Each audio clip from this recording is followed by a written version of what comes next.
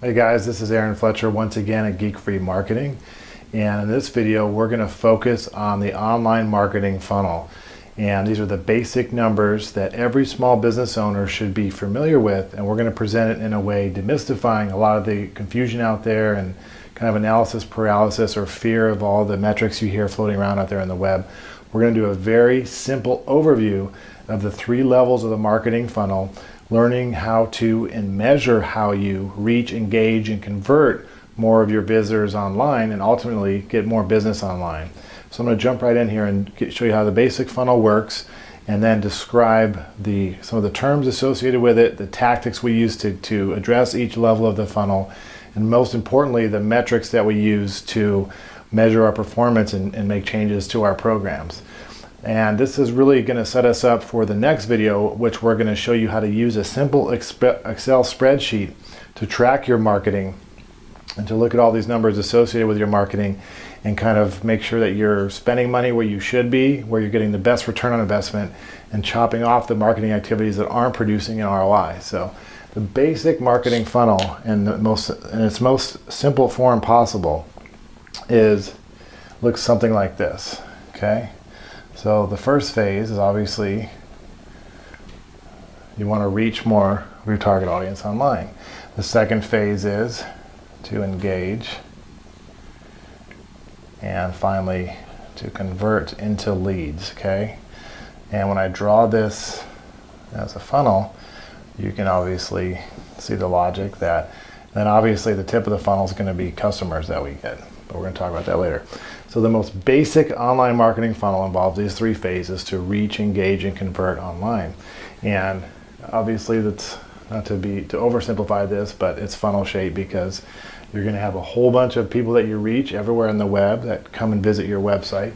You're going to engage them with content and kind of the layout and the format of your website. And finally, you're going to convert them, hopefully, as many as possible anyway, into customers. So this is the most basic form of the online marketing funnel we can draw here. And just some of the terms associated with these levels, okay, is you might hear, when we describe your online reach, you might hear terms like the impressions, okay, that you're getting. Another term to describe your online reach that you're very familiar with is visitors and visits. Okay. For engagement, you might hear terms thrown out there like page views, anything that describes how long, whether people last more than those first 3 seconds before they bounce. You might hear terms like, you might measure that by video plays. Another way to look at engagement, and maybe even if you have an ebook or something on your site, maybe downloads. Now, we're not talking about phone calls and forms. That's the next thing, is when finally for the smaller percentage of people that are engaged, you want to convert as many as possible into leads. So we would measure that, well, really simple, as leads and maybe phone calls. So we're going to obviously have to measure those things. Okay, so if I really look at these different levels here, that's important. I look at this online funnel, I can see that these are some of the common terms associated with the funnel. The next thing we should point out is kind of the methods, right? So I'm going to use a different color here to illustrate, so it's a little easier to see on screen. So the methods are the tactics that we use to address each level of the funnel are as follows. So the tactics. So how do we increase our reach? Well, really, it's about, well, as far as the online world, we use SEO. We might use SEO. We might use pay-per-click campaigns, or PPC, Google AdWords, or even Facebook, or any form of paid advertising. And we might do offline stuff to reach people, right? This could be a direct mail. You could have a local restaurant and send out specials or birthday announcements to people within 20 miles of your restaurant.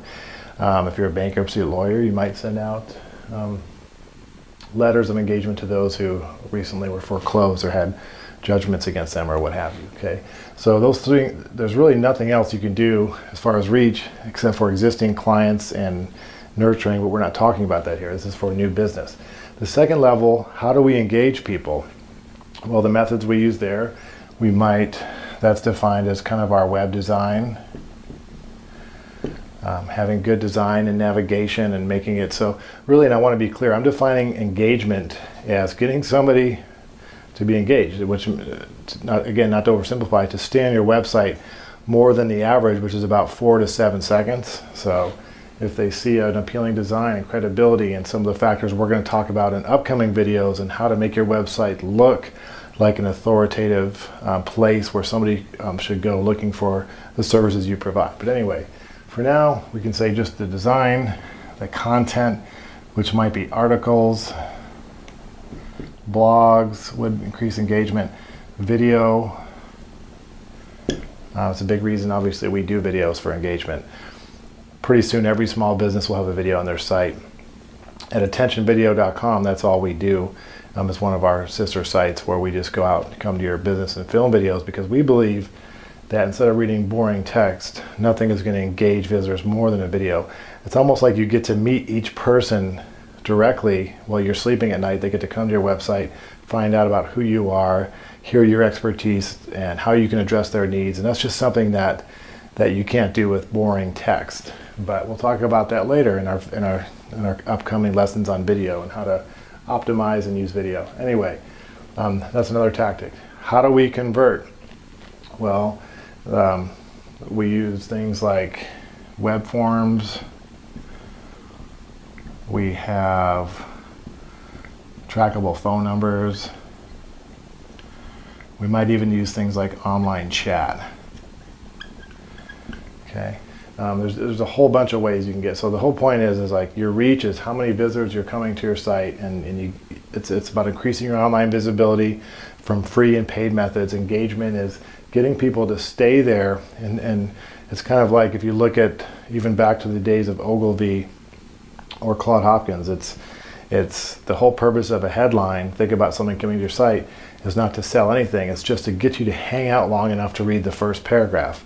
I'm talking about of an ad, obviously. Well, guess what the reason or the purpose of the first paragraph is?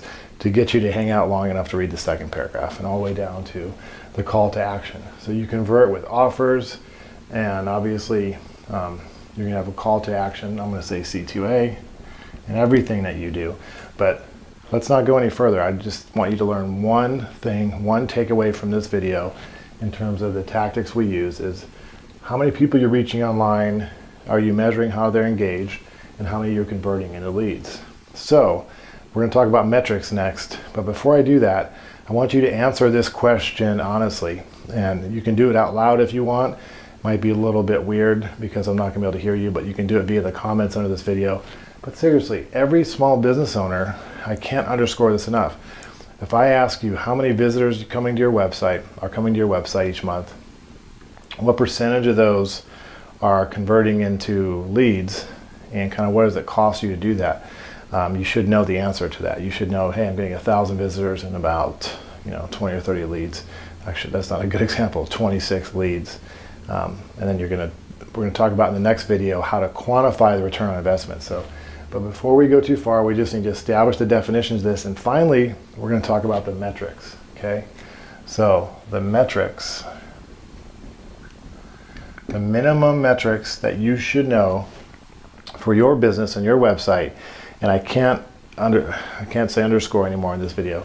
I can't stress enough that magical things happen if you don't even make any changes. All you do is measure this stuff. It's kind of like if you just step on a scale once a day, your subconscious and your activities and everything you do might, just by measuring your weight, you might make lifestyle changes that address and improve that just because you measured. So measurement alone is number one. So how do we measure our reach online? Well, we look at, for the sake of simplicity, just talking about your website, let's talk about our visits. Now there's a level of engagement I know from people seeing you on a search engine to clicking through to your site, and then pay-per-click, we can measure reach that way and engagement. But to make it very simple, we need to start with a system that we can use immediately and not be scared off by the metrics. So let's just say that we're going to measure reach by visits to our websites. How are we going to reach engagement? Well, we might measure our bounce rate. And I'm going to cover a video again. A few videos from now is just on measuring using Google Analytics in the most simple way possible to measure your traffic. But let's just say we're going to measure bounce rate. That's the percentage of people that come to our site and without clicking through to anywhere else on our site or a link referring a user to another website that you've recommended, they just leave. So the bounce rate, let's keep it simple. And I like to say the bounce rate equals the back button. Hopefully this is showing up on the video here. If not, it says back button. And engagement might be time on site. Excuse me, time on site. And speaking of time on site,